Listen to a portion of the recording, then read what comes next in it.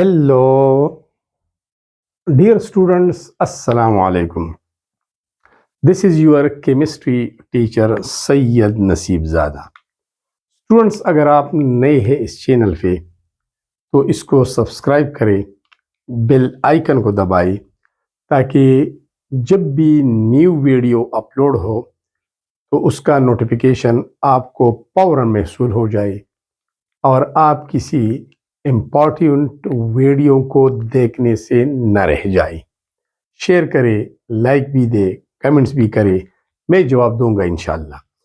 Students, आज हमारा topic है नोमेनक्लेचर. इंतहाई अहम टॉपिक. पूरा ऑर्गेनिक केमिस्ट्री इसके इर्द गिर्द रिवॉल्व करता है. इंतहाई basic, knowledgeful, conceptual and basically it is the backbone of organic chemistry. आज का टॉपिक इंतहाई ज़रूरी है, पूरा देखना और इत्मीनान के साथ इस वीडियो को देखना भी, सुनना भी, याद करना भी. स्टूडेंट्स, नोमेनक्लेचर, नॉमेनक्लेचर क्या है? Giving names to organic compounds according to certain rules.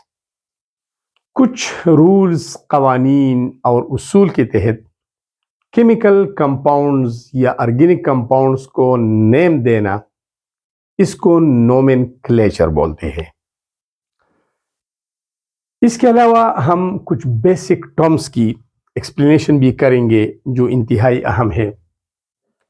Define करते हैं नोमेनक्लेचर को. Nomenclature is the systematic method.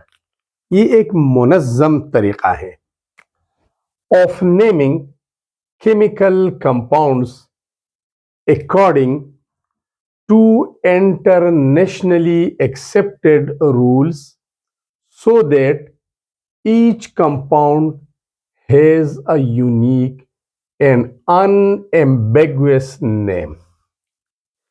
ऐसी कवानीन के तहत केमिकल कंपाउंड्स को नाम देना, जो कवानीन इंटरनेशनल लेवल पर एक्सेप्टेड है और तमाम साइंटिस्ट ने उसके साथ एग्री किया है, उस पर राजी हो गई है कि ठीक है, ये कवानीन है, हम इनके मुताबिक केमिकल कंपाउंड्स को नेम्स देंगे ताकि हर एक कंपाउंड का नाम यूनिक हो, डबलिंग उसमें ना हो और उसमें कोई शक भी ना हो कि इस नाम का कंपाउंड कौन सा होगा, वो वाला होगा या ये वाला होगा.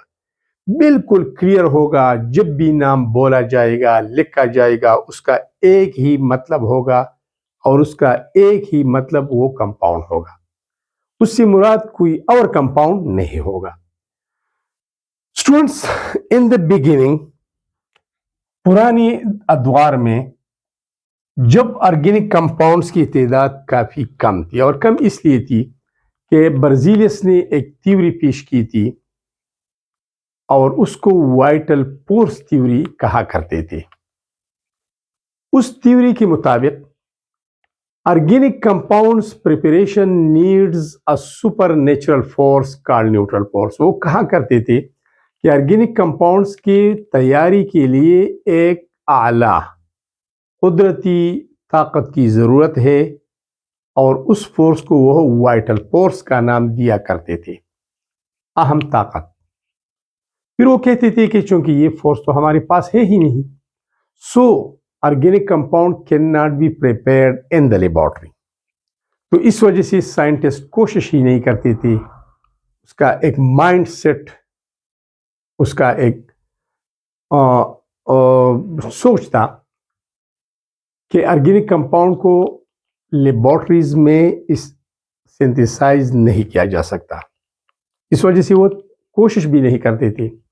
लेकिन 1828 में एक जर्मन साइंटिस्ट फ्रेडरिक वोलर ने एक ऑर्गेनिक कंपाउंड बनाया लेबोरेटरी में, जिसका नाम था urea. And this was the first organic compound which was prepared in the laboratory. इस कंपाउंड को उसने एक इनऑर्गेनिक कंपाउंड अमोनियम साइनेट से बनाया. तो वहां से वाइटल फोर्स थ्योरी की छुट्टी हो गई कि ये तो गलत है. ऑर्गेनिक, और उन्होंने प्रूव किया कि organic compounds preparation needs no vital force, it can be prepared in the laboratory. इसको लेबोरेटरी में तैयार किया जा सकता है। उसके बाद ऑर्गेनिक कंपाउंड की प्रिपरेशन लैब्स में शुरू हुई। कंपाउंड्स की तादाद जब कम थी तो हर एक कंपाउंड का एक अलग नाम था। In the beginning each new compound was given an individual name. उसको एक नाम दिया करते थे साइंटिस्ट, और वो नाम किस बुनियाद पर दिया करते थे? वो 5 तरीके हैं। सबसे पहले सोर्स नेम, जिस जरिए से ऑर्गेनिक कंपाउंड को हासिल किया जाता था उसी सोर्स की बुनियाद पर नाम दिया करते थे। मैंने चंद एग्जांपल लिख लिए है, आपको डिटेल में बताऊंगा। सोर्स नेम, फॉर एग्जांपल एक दरख्त है, एक पौधा है, एक एनिमल है, उसकी बॉडी से ऑर्गेनिक कंपाउंड को आइसोलेट किया गया तो उसी दरख्त, उसी पौधे, उसी एनिमल के नाम से उस कंपाउंड का नाम रखा जाता था। प्रॉपर्टी नेम, अगर एक कंपाउंड की एक खास प्रॉपर्टी होती थी, for example sour taste, bitter taste और स्वीट टेस्ट, तो उस प्रॉपर्टी की बुनियाद पर नाम दिया करते थे। डिस्कवर नेम, जो भी साइंटिस्ट ऑर्गेनिक कंपाउंड को डिस्कवर करता था उसी के नाम से वो कंपाउंड मौसूम हो जाता था। हिस्ट्री नेम, अगर कोई हिस्ट्री रिलेटेड थी। इसके अलावा मेथड ऑफ प्रिपरेशन की बुनियाद पर भी कुछ नाम हिस्ट्री में मौजूद है। लेकिन वो एग्जाम्पल मैं आपको बताता हूं। एग्जाम्पल ये है, एग्जाम्पल ऑक्सैलिक एसिड एक ऑर्गेनिक कंपाउंड है। इसको ऑक्सैलिक एसिड का नाम क्यों दिया गया? इसलिए because it is obtained from oxalis. Oxalis एक पौधे का नाम है। फॉर्मिक एसिड ऑर्गेनिक कंपाउंड है। It is called formic acid because it is obtained from formica और फॉर्मा। ये चूंकि फॉर्मा से ऑब्टेन होता है, फॉर्मेका से ऑब्टेन होता है। फॉर्मिका मीन्स रेड एंड्स और sting of bees. Acetic acid because it is obtain from acetum vinegar, सरका। इसको सरके का तेजाब भी बोलते हैं, क्योंकि इसको सरके से अलहदा किया गया था तो इस वजह से सोर्स की बुनियाद पर इसको एसिटिक एसिड का नाम दिया गया। लैक्टिक एसिड, क्यों बोला गया इसको लैक्टिक एसिड, क्यों ये नाम दिया गया? Because it is obtain from lactam and lactam means milk, fermented milk, पटे हुई दूध, उसमें तुरशी होती है। ब्यूटायरिक एसिड, ये नाम क्यों दिया गया? Because it is obtain from ब्यूटायरम, butter, मक्खन, स्पॉइल्ड बटर, रेनसेड बटर। तो ये कुछ नाम है। ब्यूटायरिक एसिड को इसलिए ब्यूटायरिक एसिड कहा गया क्योंकि ये ऑब्टेन होता है ब्यूटायरम से, बटर से। लैक्टिक एसिड ऑब्टेन होता है लेक्टम से, मिल्क से, दूध से। एसिटिक एसिड ऑब्टेन होता है एसेटम विनेगर से। फॉर्मिक एसिड फॉर्मा, रेड एंड की बॉडी से ऑब्टेन होता है। और ऑक्सैलिक एसिड को आइसोलेट किया गया ऑक्सैलिस से, एक पौधे का नाम है। तो ये सोर्स नेम्स थे। लेकिन फिर साइंटिस्ट सर जोड़कर बैठ गए कि अगर एक पौधे से, फॉर एग्जांपल ऑक्सैलिस एक पौधे का नाम है, अगर इससे 3 कंपाउंड ऑब्टेन हुए, अगर इससे 3 कंपाउंड ऑब्टेन होते हैं और तीनों एसिड है, तो क्या तीनों को हम ऑक्सैलिक एसिड ही बोलेंगे सोर्स की बुनियाद पर, जो एक पौधे का नाम है ऑक्सैलिस? तो सारी दुनिया के साइंटिस्ट इकट्ठे हो गए कि नहीं जी, हमें नहीं चाहिए ये तो हर एक कंपाउंड का इंडिविजुअल नेम याद करना होगा, जो कि बहुत ही मुश्किल है। क्योंकि उस टाइम ऑर्गेनिक कंपाउंड की तादाद 10 मिलियन से भी ज्यादा हो गई थी, मतलब 1 लाख से भी ज्यादा थी। 10 मिलियन, 1 मिलियन 10 लाख के बराबर होता है, 10 मिलियन करोड़ से ऊपर।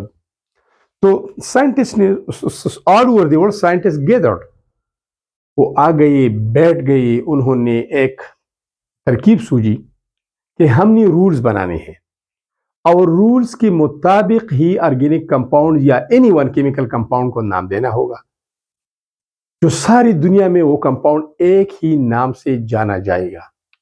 ऐसा नहीं कि एक कंट्री में उसका एक नाम है, दूसरे में दूसरा नाम है, इसी एम्बिगुइटी पैदा होती है। इससे इंटरनेशनली जो कम्युनिकेशन है उसमें मसला पैदा होगा, रिसर्च में मसला पैदा होगा।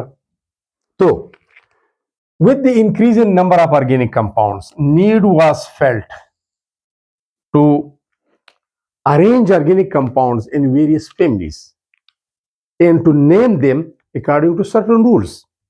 हमने रूल्स बनाना है, उसके मुताबिक नाम देना है. कोई सोर्स नेम नहीं होगा, कोई प्रॉपर्टी नेम नहीं होगा, discoverer name, history name, method of preparation name, अब ये नहीं चलेगा. तो सबसे पहला मीटिंग हुआ 1889 में. नाम उसका था ICC, international chemical Congress, international chemical conference. एक गैदरिंग हुई, रूल्स बनाए गए. फिर 1930 में एक और बैठक हो गई. All over the world chemist आ गई, बैठ गई. उस यूनियन को, उस गैदरिंग को नाम दिया गया IUC, international union of chemistry, international union of chemists और केमिस्ट्री. उसने कुछ रूल्स बनाए. ये रूल जो बने थे 1889 में, उसमें मॉडिफिकेशन की गई, तरमीम की गई और उन रूल्स को लीग रूल्स का नाम दिया गया. उसके बाद कुछ खामियां थी. फिर गैदरिंग हुई 1947 में और नाम दिया गया IUPAC, IUPAC, आईयूपेक.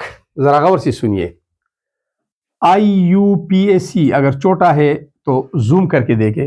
IUPAC, IUPAC, international union of pure and applied chemistry. उन्होंने रूल्स, इन रूल्स में तरामीम किए जिनके ऊपर ऑब्जेक्शंस थे, जो ऑब्जेक्शनेबल थे. उन्होंने रूल्स बनाए और उसको नाम दिया गया आईयूपेक रूल्स. और ये इंटरनेशनली एक्सेप्टेड रूल्स थी. सारी दुनिया के साइंटिस्ट उसके साथ एग्री हो गई.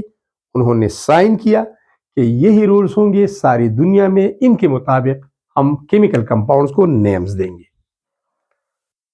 1979 latest rules were published in 1979.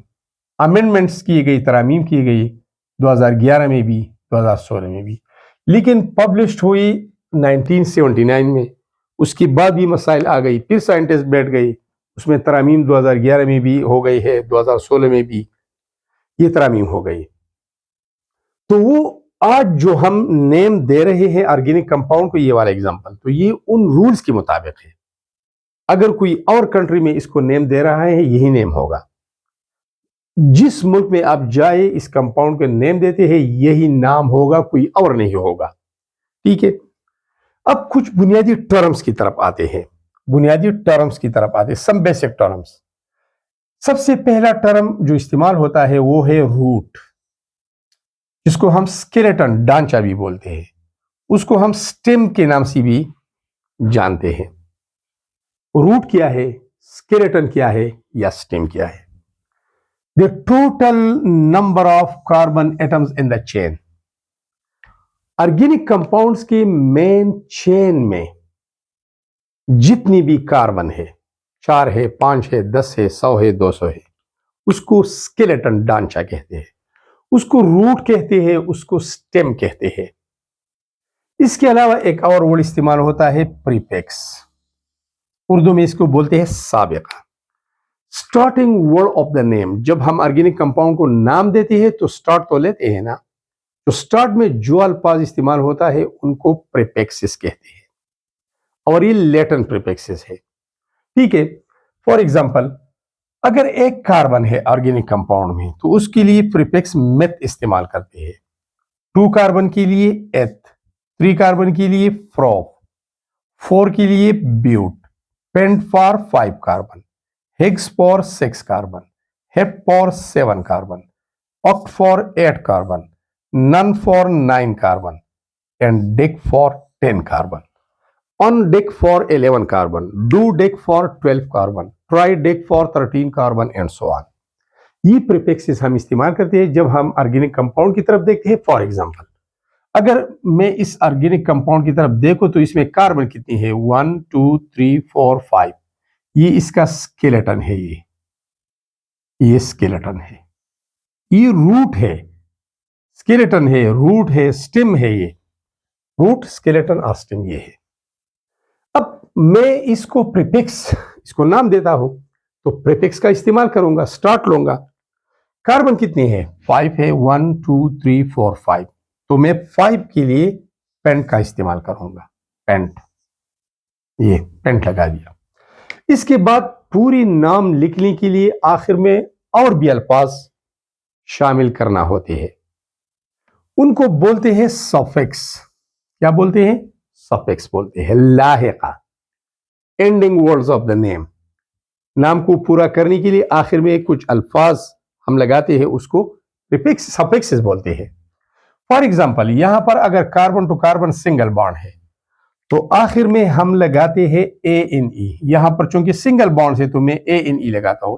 This green colour word is known as suffix.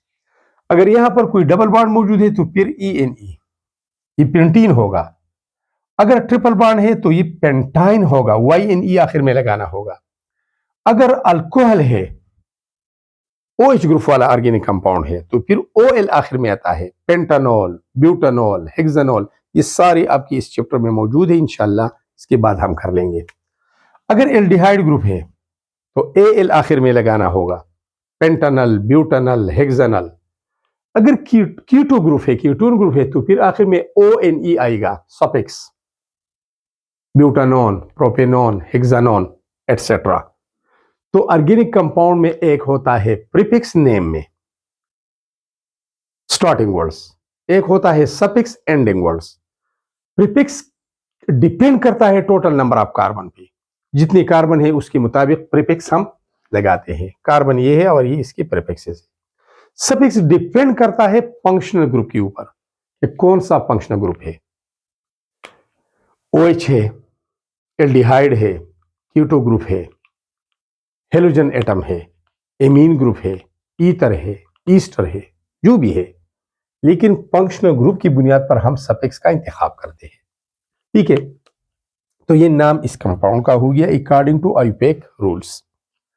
अब इसके बाद एक और वर्ड हम इसका इजाफा करते हैं, इनफिक्स।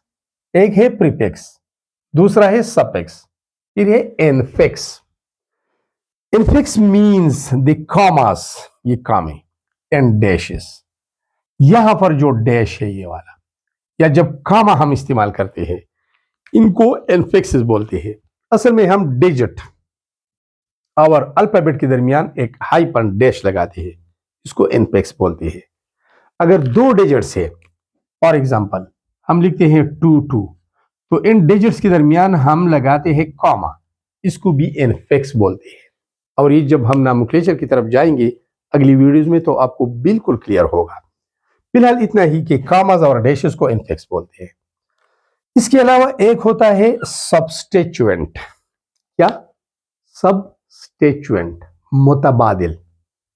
मुतबादिल, एक की जगह दूसरी एटम या ग्रुप ऑफ एटम को अटैच करना। ये एक बेसिक स्केलेटन है। याद देखिए, carbon to carbon single bonds है, हर कार्बन की 4 बॉन्ड्स पूरी है। जरा जूम करके देख लो, 4 बॉन्ड्स क्लियर है। कार्बन चेन, ये चेन बना है, ये स्केलेटन बना है कार्बन एटम्स का, ठीक है, और सिंगल बॉन्ड के जरिए अटैच है। और इसके 4 बॉन्ड्स हमने सेटिस्फाइड किए हैं bye hydrogen, bye attaching hydrogen atoms. अब अगर इस मेन चेन से, इस स्केलेटन से एक हाइड्रोजन को हटाया जाता है और उसकी जगह एक और एटम जो हाइड्रोजन के अलावा हो या ग्रुप को अटैच किया जाता है, उसी को सबस्टिट्यूएंट बोलेंगे। यहां देखिए, ये क्या है? CH3 है, तो ये तो मैंने वही लिखा है। ये क्या है? CH2 है। ये क्या है? CH है। CH है, इस हाइड्रोजन को हटाया गया है, इस हाइड्रोजन को, और इसकी जगह हमने मिथाइल ग्रुप अटैच किया है। So this one is the substituent. ये मुतबादिल है। मेन चेन ऑफ कार्बन से हाइड्रोजन को हटा के दूसरे एटम या ग्रुप को अटैच करना, उसको ही सबस्टिट्यूएंट बोलते हैं। और ये सबस्टिट्यूएंट सिर्फ मिथाइल नहीं है, इथाइल भी हो सकता है, नॉर्मल प्रोपाइल, आइसोप्रोपाइल भी हो सकता है, लंबा छोटा हो सकता है। फिर ये CH2 ग्रुप है, वही है। लास्ट में CH3 है, फिर वही है। लेकिन मैं आपको यह समझाने की कोशिश कर रहा हूं के हाइड्रोजन को हटा के मेन स्टेम स्केलेटन या रूट से उसकी जगह कोई दूसरा एटम या ग्रुप ऑफ एटम को अटैच करते हैं, उसी को सब्स्टिट्यूएंट बोलते हैं। तो ये सब्स्टिट्यूएंट क्या है? एटम हो सकता है और ग्रुप ऑफ एटम्स, ये ग्रुप ऑफ एटम है attach to the main carbon chain, ये मेन कार्बन चेन को अटैच है, बिल्कुल उसी के साथ लगा हुआ है। In place of one of the hydrogen atom, hydrogen atom की जगह, तो इसको सब्स्टिट्यूएंट बोलते हैं। असल में ऑर्गेनिक कंपाउंड की बुनियादी तौर पर दो हिस्से होते हैं। कितनी? दो। एक हाइड्रोकार्बन वाला हिस्सा होता है जो कार्बन और हाइड्रोजन से बना होता है, और दूसरा फंक्शनल ग्रुप होता है। यहां मैं एक एग्जांपल यहां पे लिख देता हूं। ये एग्जांपल है CH3 और OH। ये देखिए, ये मैंने एक ऑर्गेनिक कंपाउंड लिख दिया। तो ये वाला हिस्सा, इसको हम बोलते हैं हाइड्रोकार्बन पार्ट, ये कार्बन और हाइड्रोजन से बना है। और जो दूसरा हिस्सा है, इसको हम बोलते हैं functional group. What is functional group? ये भी एक अलग टॉपिक है। Functional group, the functional part of organic compound, the active part of organic compound, the reactive part of organic compound. ये एटम भी हो सकता है, ग्रुप ऑफ एटम भी हो सकते हैं, ये सिंगल डबल ट्रिपल बॉन्ड भी हो सकता है। इन एटम और group of atom which give characteristic properties to organic compound is known as functional group। Majority इसमें ग्रुप्स होते हैं, इस वजह इसको फंक्शनल ग्रुप बोलते हैं। वरना इसमें एटम भी है, हेलोजन भी है, ऑक्सीजन ईथर में भी एक फंक्शनल एटम है। ये active part of organic compound है। जितनी भी केमिकल रिएक्शन है वो इसी ग्रुप की वजह से होते हैं। तो ऑर्गेनिक कंपाउंड की बुनियादी तौर पर कितने हिस्से हैं? दो हिस्से हैं, हाइड्रोकार्बन वाला हिस्सा और एक्टिव पार्ट फंक्शनल ग्रुप वाला हिस्सा। अब यहां पर स्टूडेंट देखिए, मैंने एक एग्जांपल लिखा है। इस एग्जांपल में आपके ये सारे बेसिक टर्म्स एक्सप्लेन होते हैं, बिल्कुल इसकी एक्सप्लेनेशन मौजूद है। यहां देखिए, ये CH3 है, कंबाइंड फॉर्म में मैंने लिखा है, वरना आपने स्ट्रक्चर के लिहाज से इस तरह लिखना है। ये फिर CH है, तो आप इस तरह भी लिख सकते हैं। ऊपर CH3 अटैच है, ये है। राइट भी CH2 है, ये CH2 इस तरह भी लिख सकते हैं, ये इसका कंडेंस फॉर्म है। और ये CH3 आप इस तरह भी लिख सकते हैं, ये इसका कंडेंस फॉर्म। ये एक एग्जांपल मैंने लिखा है। अब यहां देखिए, ये कार्बन 1 है, ये कार्बन नंबर 2 है, ये कार्बन नंबर 3 है और ये कार्बन नंबर 4 है।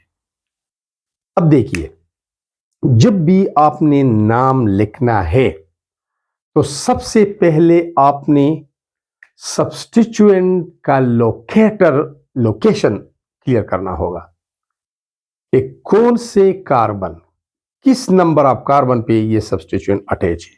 एक शॉर्ट सा फार्मूला है और वो है substituent root bond and then functional group.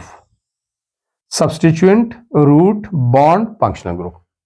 सबसे पहले आपने सब्स्टिट्यूएंट को डील करना है।